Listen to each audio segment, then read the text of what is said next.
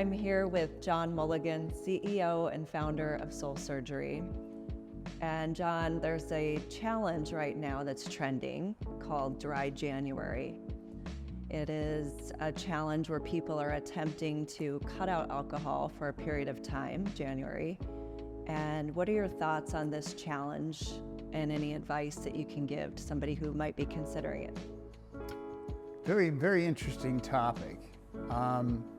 So let's just take the term Dry January. What is it about? What's the point of doing a month of not drinking alcohol? My question comes into my mind, is there a problem if you're thinking about being dry for January? How is it affecting your life?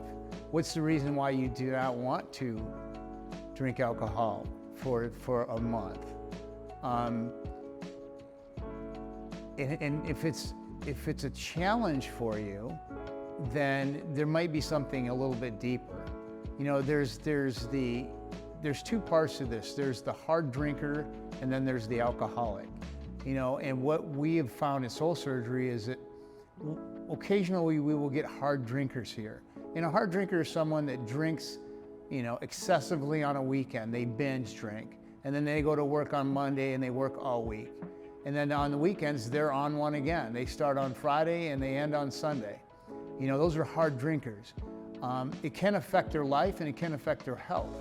And sometimes those hard drinkers become alcoholics, which means they have to drink usually daily, or they drink frequently to be able to maintain their emotions, their social life, their stress, their anxiety, whatever that is.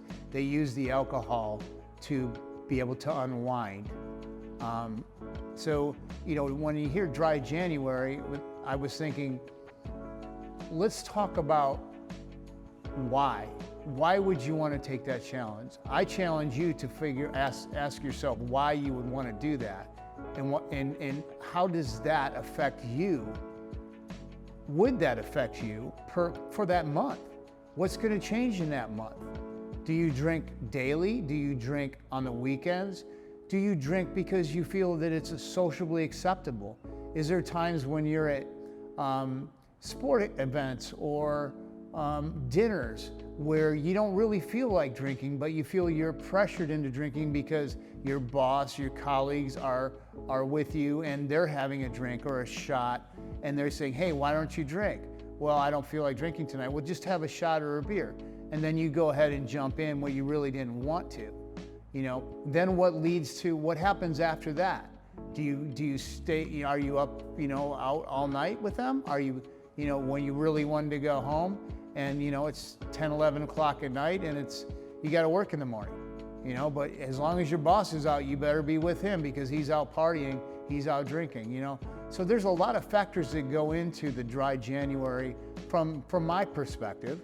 And I challenge you to kind of look at those things and to see what is the main purpose for you to take the challenge for Dry January. One aspect of the Dry January challenge is the willpower to stop the physical act of drinking.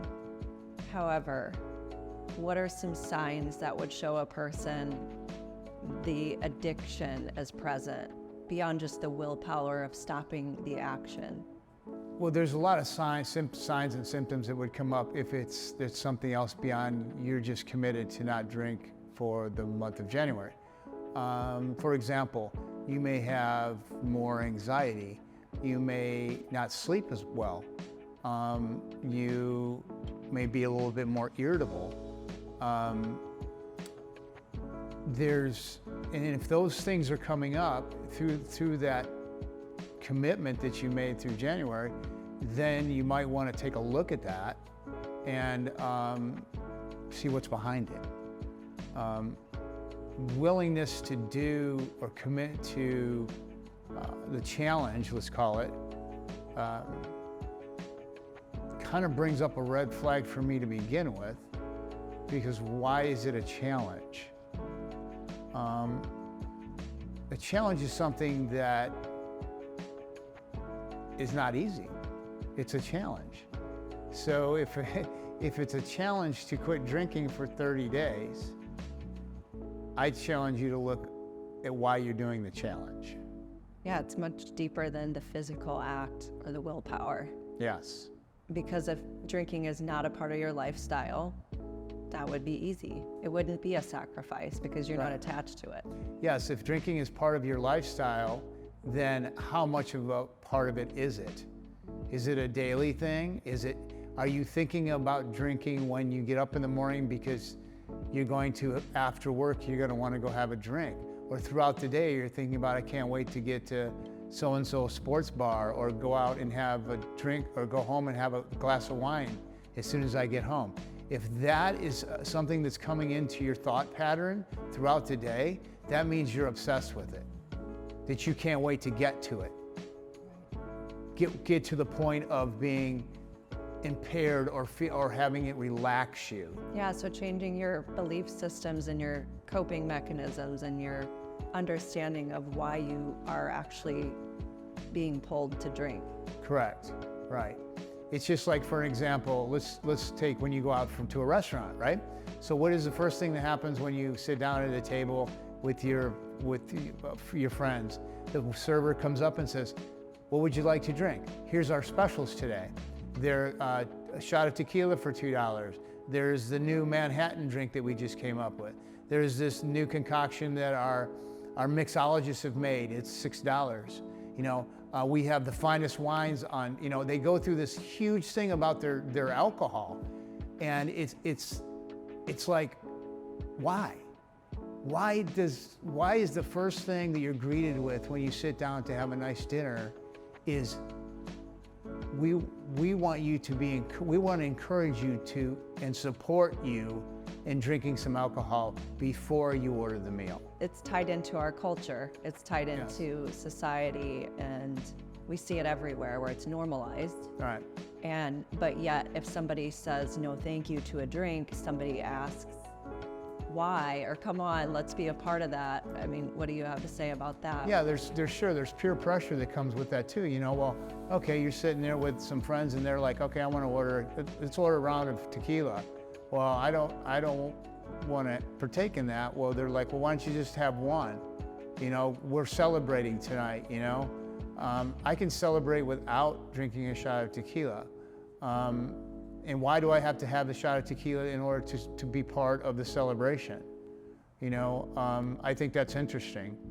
I've been in situations personally that it's like you almost feel uncomfortable because you're not drinking. You don't feel like you're part of the celebration or the event. And I find it interesting when individuals push the alcohol on you because they want you to be part of that process. They want you to have that beer. They want you to have that shot of whiskey or whatever that is, or that glass of wine, because it's a social thing, or it's just like, well, you're not drinking. Well, maybe I shouldn't drink as much, or it's like if I tell someone I don't drink, they're instantly asking me why, or they'll explain to me why are they having a drink, or they only drink, one drink and then they put it away. And it's like, you don't have to explain that to me. That's coming from a place of why are you explaining that to me? It's all about looking at in depth of why you need something to put in your body to impair you so you can feel comfortable. That's what it comes down to. Why are you putting something in your body that is going to impair your mind so that you can feel more comfortable and more sociable? Wouldn't you agree that it comes down to your level of conscious awareness about yourself and your connection to your spirit? And a lot of people aren't necessarily living in that, and so when you challenge that way of thinking, people have to wake up. They have to realize what's going on. Yeah, I think it's great awareness and self-searching, right? So we have to, for example, if you have somebody that's an introvert, okay, and they're going to be in a social function, they might feel the need to have a couple drinks in order to have their anxiety down so they can participate in that specific social event. I would look at, why do you need that? Can you work through that? You know, can you manage your emotions? You know, and if not, why? What's going on? You know, and then all of a sudden, you know, you get the individuals that are social drinkers. Well, they have one too many and they feel terrible the next morning and they can't drive, you know. And it's like, why, how did you get to that point? Because somebody pressured you into having that next drink. Somebody pressured you to having that one more, you know, and you allowed that to happen because you were already a little bit impaired. It was your decision. However, once we're impaired, our decision maker doesn't work right. Right. And some people want to be able to go unconscious. Yes. And I ask that question, why? Why do they want to feel that way? You know, is it an escape? Escape from what? Escape from a beautiful life, a beautiful society that we have. Life is amazing. You know, let's enjoy it. Let's enjoy it clean. Let's enjoy it sober. Let's be able to feel our emotions and attach happiness to that and content and purpose. Right.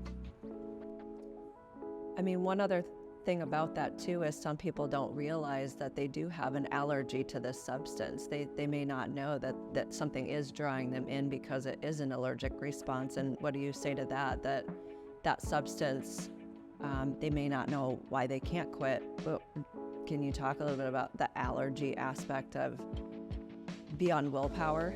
Yeah, sure. There's two parts to it. There's the physical craving to it, so the body physically craves it after a period of time. And then there's the mental obsession piece, okay?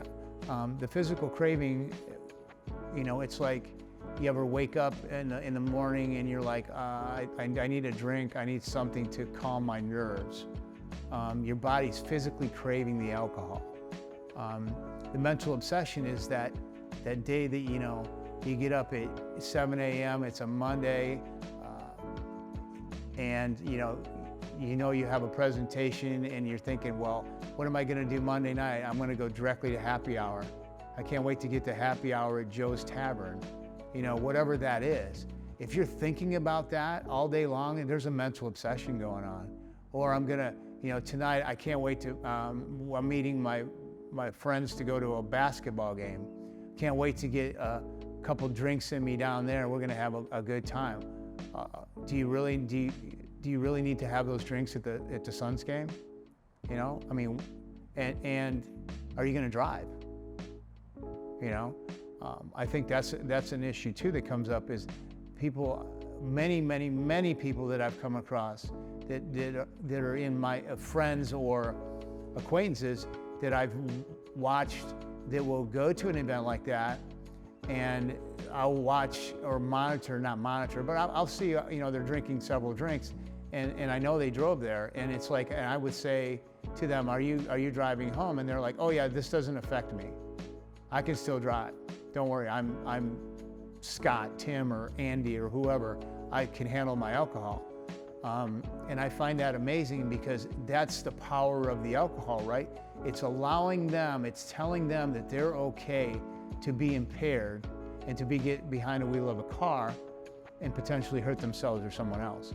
And that's how powerful alcohol is. And once that's activated, whether you're a non-alcoholic, a hard drinker, or just a social drinker, right? It still impairs us to the point where we feel we can get behind the wheel of the car. You know, I've had 2 drinks or 1 drink, or then we do this.